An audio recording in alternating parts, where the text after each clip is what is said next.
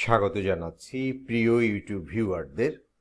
MPO ভুক্তির সংখ্যা এবং তালিকা আগামী সপ্তাহে প্রকাশিত হবে এবং এই সংক্রান্ত যে সর্বশেষ তথ্য দেওয়ার চেষ্টা করব।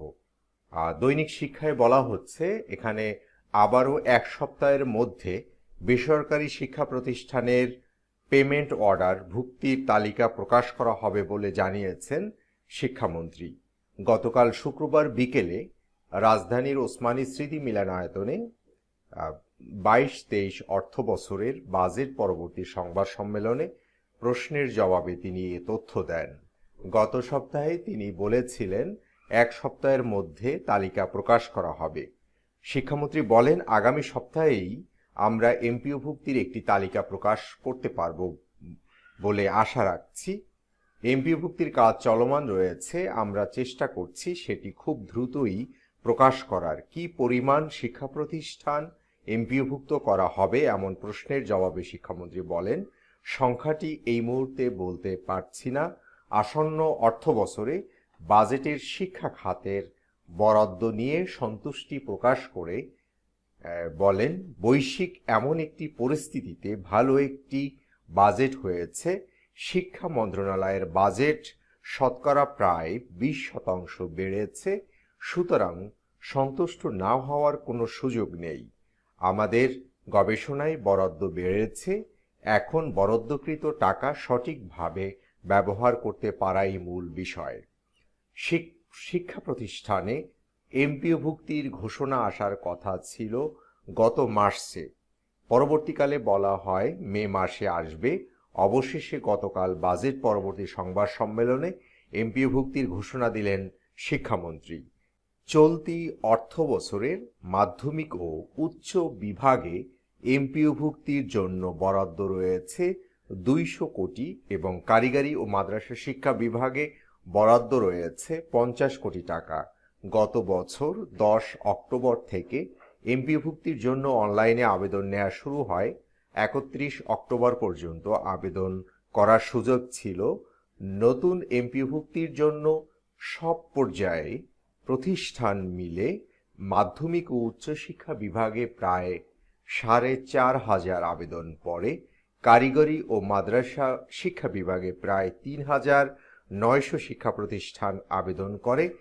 যাচাই বাছাইয়ের 2,100 এর কিছু বেশি শিক্ষা প্রতিষ্ঠান যোগ্য হয়।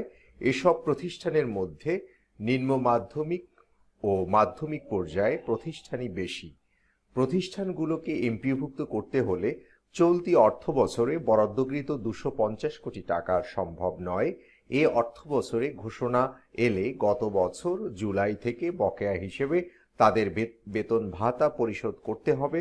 এতে প্রায় 1,000 কোটি টাকা প্রয়োজন। চলতি অর্থ বছরে বাকি সময়ের মধ্যে নতুন এমপিওভুক্তির তালিকা প্রকাশ করার পর এসব প্রতিষ্ঠানের শিক্ষক কর্মচারীদের নানা ধরনের কাগজপত্র যাচাই বাছাই হবে। এরপর তাদের এমপিও দেয়া হবে, তারা একটি ইন্ডেক্স নম্বর পাবেন এবং সেই ইন্ডেক্সের বিপরীতে বেতন ভাতার ছাড় করা হবে। সর্বশেষ 2019 সালের 23 অক্টোবর প্রধানমন্ত্রী 2,730টি প্রতিষ্ঠান এমপিওভুক্তির ঘোষণা দেন।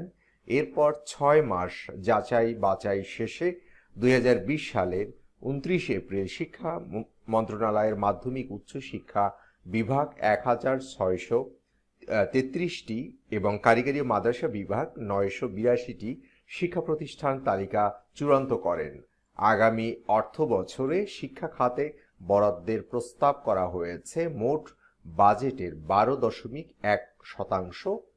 চলতি অর্থ বছরে 2021-22 বরাদ্দ ছিল 11.92%। তবে সামগ্রিক বাজেটের আকার বাড়ায় টাকার অঙ্কে বরাদ্দ প্রতি বছরই কিছুটা বাড়ছে এবং চলতি অর্থ বছরের তুলনায় আগামী অর্থ বছরেও টাকার অঙ্কের বরাদ্দ বাড়ছে 9,495 কোটি টাকা।